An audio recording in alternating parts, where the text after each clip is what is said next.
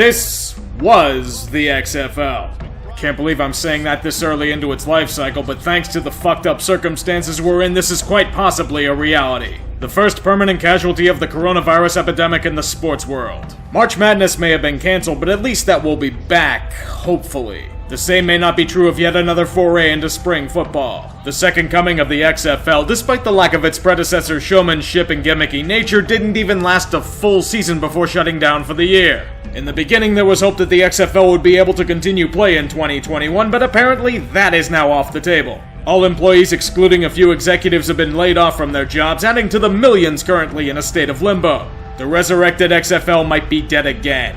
There isn't really all that much to analyze or dissect. We know the main cause of death here. Corona-Chan, COVID-19, Wuhan coronavirus, Kung flu, whatever the hell you want to call it. It's affected everything throughout the world, and the XFL is no exception to this rule. The simple formula of no games, plus no revenue, plus no exposure, plus mass panic equals shutting down for the foreseeable future. To think that this league lasted less time than the AAF or the original XFL is pretty heinous to see. They did nothing wrong. They had a decent product, they had competitive if declining ratings, they had pockets that had rabid fan bases, but it wasn't anywhere near enough. It was just horrible luck. Back when this league started, you couldn't have predicted that a pandemic would put the world at a standstill for months. For a startup of any kind, this is a death sentence. They tried to keep playing the games because they knew they didn't have the staying power to survive a long pause. Even then, they couldn't for the safety of their players. Despite all good intentions, another spring football league bites the dust. There were some players who were signed to NFL contracts, and at least we have PJ Walker leading the Houston Roughnecks to be more loved than the Texans right now, but that's about it. They didn't have time to forge a true identity, and that's probably the saddest thing about this.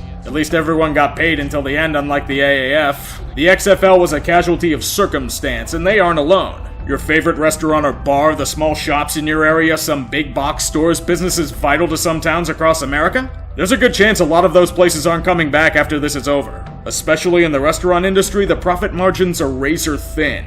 This sort of stoppage is as bad for them as it was for the XFL. Even with the hope of government funding, it may not be enough. There will be a lot of people who don't have a job after the dust settles. It just happened to include the employees and some players in the XFL. Will it ever come back again? I honestly don't know, and I'm not even going to guess its long-term fate. This just sucks. Goodbye, XFL 2.0. We hardly knew ya. You deserved more of a chance. They got fucked over big time.